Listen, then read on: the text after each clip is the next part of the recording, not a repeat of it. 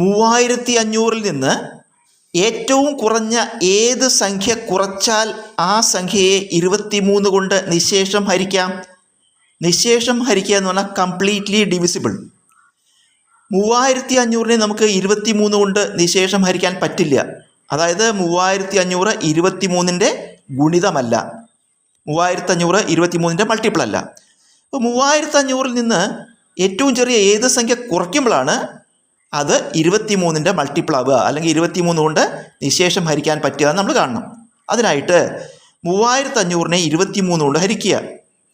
35-ൽ 23 ഒരു പ്രാവശ്യം, 1 × 23 23.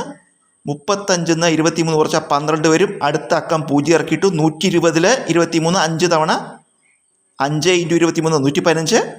120-ന്ന് 115 കുറച്ചാൽ 5. അടുത്ത അക്കം 0 ഇറക്കിയിട്ടു. 50-ൽ 23 2 പ്രാവശ്യം, 2 × 23 46. 50-ന്ന് 46 കുറച്ചാൽ 4. ഇത് ശിഷ്ടമാണ്. അപ്പോൾ 3500-നെ 23 കൊണ്ട് ഹരിക്കുമ്പോൾ 4 ശിഷ്ടം വന്നു. അതായത് ഇവിടെ 4 കൂടുതലുണ്ട്. ആ 4 കുറഞ്ഞു പോയാൽ 3500-ന് ഈ 4 അങ്ങോട്ട് കുറച്ച് കഴിഞ്ഞാൽ ആ കിട്ടുന്ന സംഖ്യയെ നമുക്ക് എന്ത് ചെയ്യാം? 23 കൊണ്ട് നിശേഷം ഹരിക്കാൻ പറ്റും. അപ്പോൾ കുറയ്ക്കേണ്ട സംഖ്യ എത്രയാണ്? ഈ ശിഷ്ടമാണ് ഉത്തരം. ഉത്തരം 4.